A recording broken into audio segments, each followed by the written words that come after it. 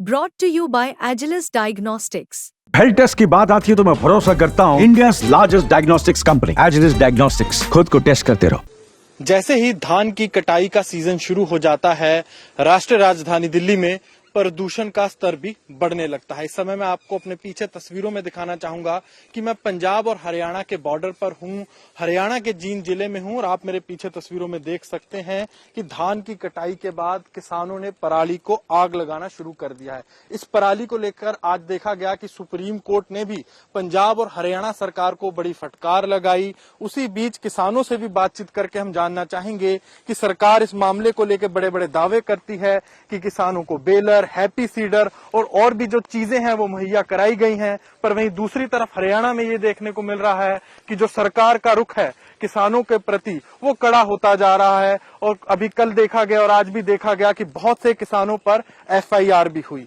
तो आपने सर आग लगाई, ये जो पराली है कहीं ना कहीं इसको लेके दिल्ली में कहा जाता है कि दिल्ली के जो प्रदूषण का कारण यह है कि पंजाब और हरियाणा में जो पराली जलाई जाती है वो एक बड़ा कारण है। तो क्यों जलाते हैं सर आप ये पराली? सर मैं आपको पहले ये बताना चाहता हूँ, मेरा खेत, मेरे बच्चे, मेरा गांव सबसे पहले है। अगर इस आग से, इस धुएं से पहले तो हम दूषित होंगे ना।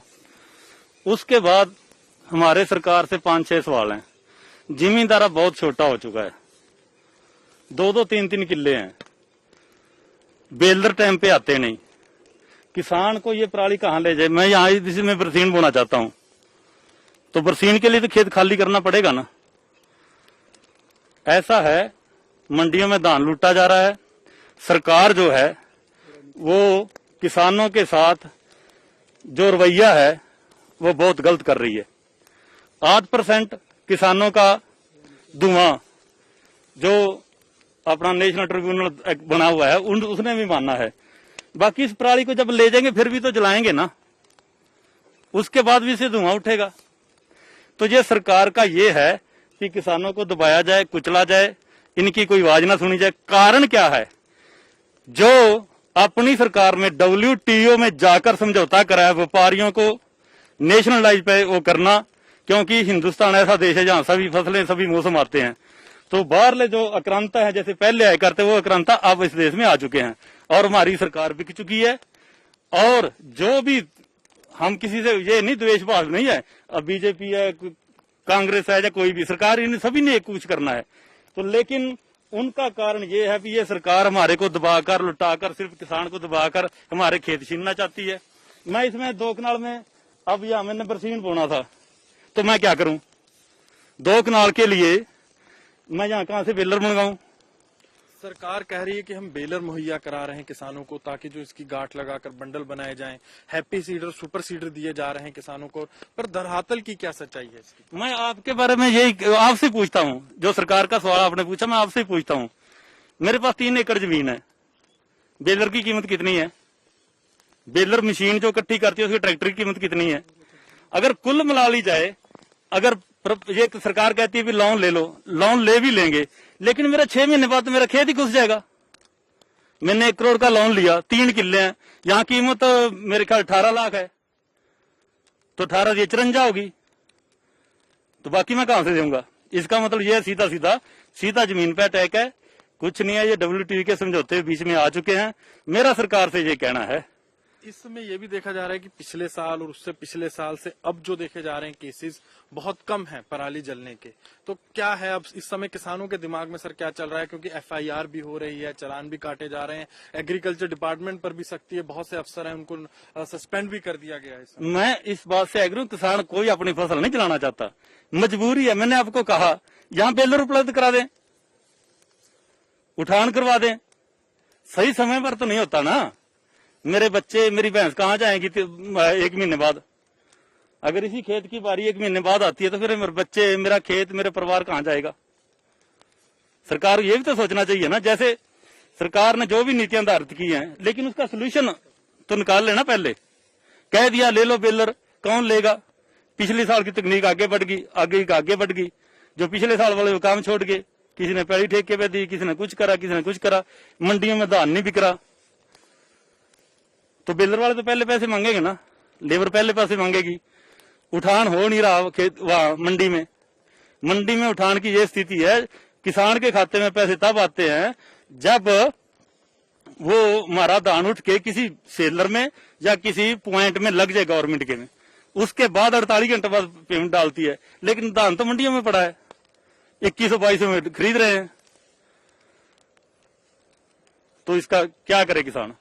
जैसे कि सर हमने नोटिस किया पहले से, जैसे मैं खुद पंजाब का हूं और मैं देखता था कि जब पहले पराली को आग लगाई जाती थी धान की कटाई के बाद, क्या हो धान की पराली को आग लगाई जाती थी कटाई के बाद, तो जो था पूरा का पूरा खेत को आग लगा देते। पर इस बार जो मैं देख रहा हूं सरकार का डर ऐसा है कि पैच को आग लगाई जा रही है खेत में।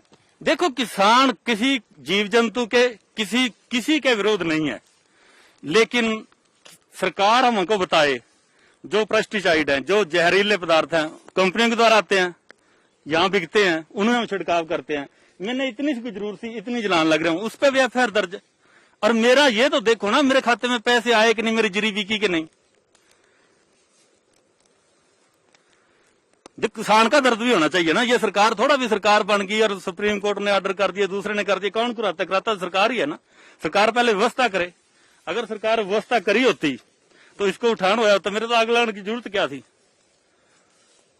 सबसे पहले तो मेरे बच्चे लपेट में आएंगे ना, यहाँ दिल्ली तो बहुत दूर है, परमात्मा ने कल को बारिश हो जाए, लेकिन मेरे गांव में तो आज पहुंची ना।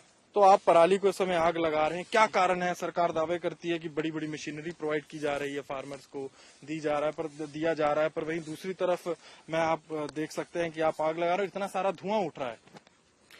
आग के बिना कोई सोल्यूशन तो नहीं है जिसका, आग तो लगानी पड़ेगी। इसमें आग लगाए प्रदूषण तो होगा, हमें भी पता है, पर इसके बिना हल भी तो कोई नहीं है। तो सरकार इसका सोल्यूशन दे तो अच्छी बात है, नहीं तो हमारी तो मजबूरी है आग लगानी। ना तो बेलर की सुविधा है, 1 एकड़, जैसे मेरे 1 एकड़ था ये जमीन, मैं इसने अब बरसीन भी बोनी है, तो 4 दिन हो गए मैंने बुलाते, बेलर वाले आ नहीं रहे इधर, और लास्ट में तो मैंने आग ही लगानी है इसको, और क्या करना मैंने। मैं देख सकता हूँ धुआं जहरीला है, हम यहाँ खड़े हैं, हमारा भी मुश्किल हो रखा है, पर आप पूरे 1 एकड़ को आप आग लगाएंगे, इतनी बड़ी जगह को अब आप आग लगाते हो जाएंगे, आप खुद इसका सांस ले रहे हैं, ये खुद प्रदूषण में तब्दील हो जाता है दिल्ली जाते जाते, कैसे? पर तो आप ही तो देखो ना, जैसे हम आग लगा रहे हैं, खुद भी फेस ढका हुआ है, बांध रखा है मुंह पे। अगर इसको प्रदूषण तो पहले गांव में ही जाएंगे ना, हमारे बच्चे हैं, बीवी हैं, सब उधर हैं, तो हमारे हमसे जो ज्यादा मजबूरी तो है, तो कमजोरी सब कुछ बन गया हमारा इसको आग लगाना। अगर सरकार इसका सोल्यूशन दे तो हम क्यों लगाएं इसको आग? सोल्यूशन तो देना चाहिए ना इसको, बातों में से कुछ नहीं होता, बातें करने से क्या होता है। इसी भी देखा जाएगा कि पिछले साल देखा जा रहा था कि पंजाब और हरियाणा में चालान किए जा रहे थे, पर इस बार जब से सुप्रीम कोर्ट की सख्ती हुई है, सेंटर ने भी अब दखल देना शुरू कर दिया है प्रदूषण को लेकर, अब देखा जा रहा है कि एफआईआर हो रही हैं किसानों पर। कैसे देखते हैं इस चीज को? देखो जी, इसका तो डर भी है हमें, अब रात के 9 बजे हुए हैं, अगर डर ना हो एफआईआर का, एफआईआर में भी और बातें जोड़ रखी हैं, अभी 2 सीजन इनकी फसल नहीं बिकने दी जाएगी। हमारे एक तो मजबूरी है, एक ऊपर से दबाने वाला काम है, भी किसान को किसी न किसी तरह इसको दबा दिया जाए। हम तो चारों तरफ से मर रहे हैं जी।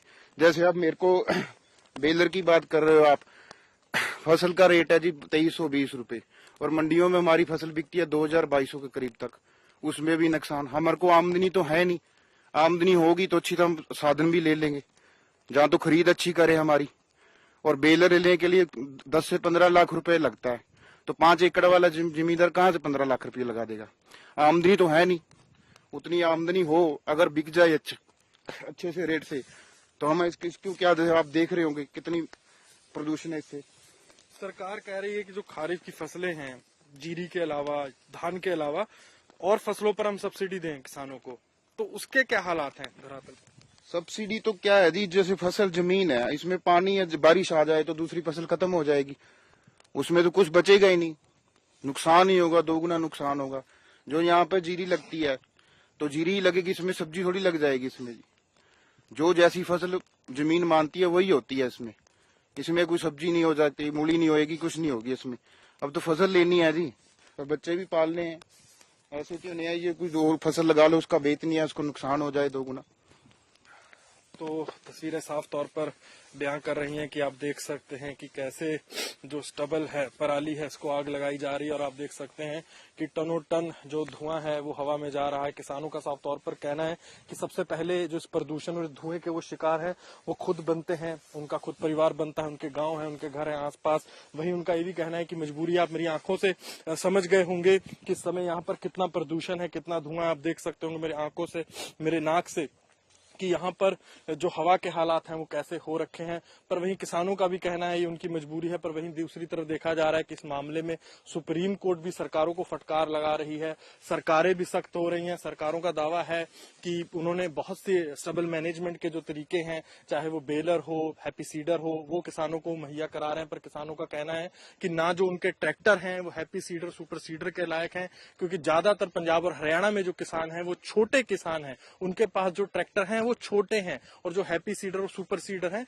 और उनकी मशीनरी को सपोर्ट नहीं करते। वहीं बेलर को लेकर भी उन्होंने हमसे बातचीत करते हुए बताया कि जो बंडल हैं उनका आगे कोई भविष्य नहीं है और भी उन्होंने जो अपनी बातें रखी। पर वहीं तस्वीरें इस समय आप देख सकते हैं पंजाब हरियाणा बॉर्डर की कि यहाँ कैसे जो किसान हैं पराली को आग लगा रहे हैं। एफआईआरों का दौर भी चल रहा है। देखा जा रहा है कि जो कृषि विभाग से हरियाणा में बहुत से अफसर हैं उनको सस्पेंड भी किया गया है। पर वहीं धरातल की सच्चाई कुछ और बयां करती है और सबसे बड़ा सवाल ये कि इस प्रदूषण का जो जिम्मेवार कौन है, इस मैनेजमेंट का जो जिम्मेवार कौन है, उन पर अभी तक कार्रवाई क्यों नहीं हो रही। कैमरामैन रविकांत के साथ अनमोल बाली की।